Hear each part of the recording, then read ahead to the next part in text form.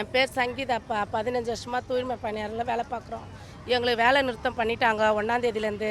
நாங்கள் 5 நாளாக மறியல் பண்ணியிருக்கிறோம். இதுக்கு முன்னே நாங்கள் அங்கங்கே மறியல் பண்ணிட்டு தான் இருந்தோம். எந்த நடவடிக்கையும் எடுக்கல. இப்போ தனியார் மையத்தில் எங்களை தூக்கி போட்டாங்க. இஷ்டப்பட்டா செய்யுங்க, இஷ்டம்லாம் வீட்டுக்கு போங்கன்னு. நீங்கள் என்ன தான் பண்ணாலும் நாங்கள் சொன்னு தான் செய்வோன்னு சொல்கிறாங்க. இதில் எந்த ஒரு இதுவும் இல்லை.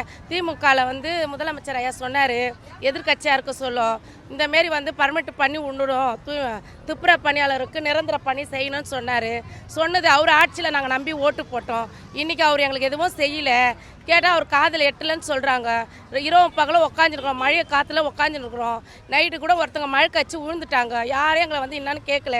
தனியார் கட்சிக்காரங்க தான் சாப்பாடு தண்ணி கொடுத்துன்னு இருக்காங்க. இதுக்கு எந்த பதிலும் கொடுக்கலப்பா இன்ன வரைக்கும். சுகாதாரத்துறை அமைச்சர் சுப்பிரமணிய ஐயா சொல்லியிருக்காரு, கொஞ்சம் இறங்கி செய்கிறோன்னு சொன்னாங்க. இன்னும் எதுவும் செய்யலை. அமைச்சருங்க மற்ற ஏதோ கமிஷனருங்களாம் ஒன்றுமே பதில் சொல்லாத இருக்காங்க. எதுவும் எல்லாமே நாங்கள் போய் கேட்டுன்னு தான் வராங்க எங்கள் ஆட்கள். இது என்ன கம்பெனி, இது எல்டியூசி கம்பெனிக்காரங்க போய் கேட்குறாங்க சங்கத்தில். இந்தமாரி மகளிருங்க தூய்மை பணியாளர்களாக உட்காந்து இரவு பகல கஷ்டப்படுறாங்க. நீங்கள் எதுனா எங்களுக்கு நன்மை செஞ்சு கொடுங்க. அவங்களுக்கு ராவும் பகல கஷ்டப்படுறாங்க, வேலை இல்லாத கஷ்டப்படுறாங்க.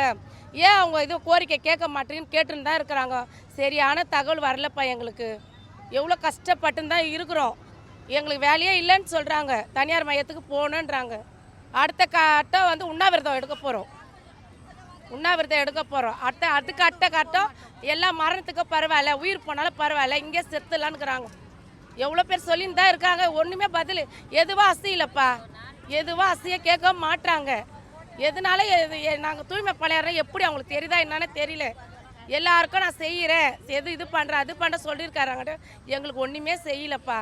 நான் 15 அதிகாரிங்க யாருமே வரலப்பா. இன்னும் ஒருத்தர் கூட அமைச்சராக இருக்கட்டும், மற்ற கமிஷனரு, கார்ப்பரேஷன் கமிஷனரு யாருமே ஒரு பதில் சொல்ல.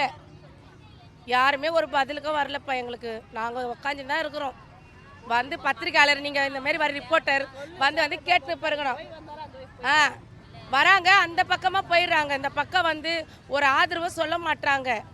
பார்க்கலான்ட்டு போயிடுறாங்க. இருந்து பார்த்துட்டு போயிடுவோன்னு சொல்லிக்கிறாங்க. இருந்து பார்த்துட்டு போகிறதில்ல, இருந்து பார்த்துட்டு சாவுதான் போகிறோம். இதுதான் உண்மை.